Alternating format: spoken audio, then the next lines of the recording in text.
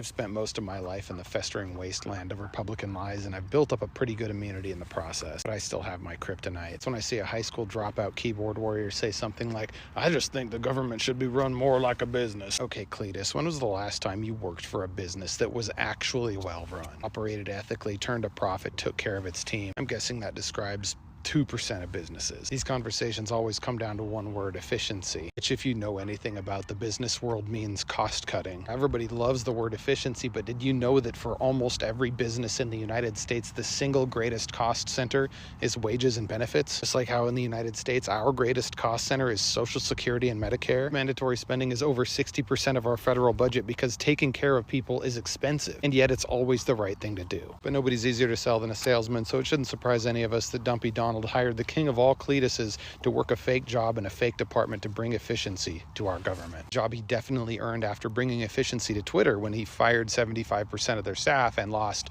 75% of the value. He very efficiently destroyed Twitter. First he said he could cut $2 trillion, which he then changed to $1 trillion because the points don't matter and the rules are made up. And his big idea to do that was a spending freeze, which blew up in his face in 3 days. And his second great idea is to give severance packages to 2.2 million federal workers. And now the White House is bragging that 40,000 employees took that, which is 1.8% of the federal workforce. And the federal workforce is 2% of the federal budget, which means best case scenario, they have a savings of 0.036%. Oh, but that's not including the cost of those severance packages. So best case scenario, after he gives 40,000 people an 8-month paid vacation, we save $52. Oh, but don't spend that $52 yet because a federal judge just suspended the whole thing. Oh for 2, Phelan, but yeah, you're a genius. Fact is, the government should not be run like a business because the government is the opposite of a business. Businesses have to be efficient because they have competition. There's no competition for government, which gives them the time to actually do things well and carefully, which is a luxury that only exists in fleeting glimpses in the private sector. Unironically, usually within well-funded growing startups, because those growing startups don't have competition, just like government, which allows them to pay people what they deserve, to give people the benefits that their families need, and also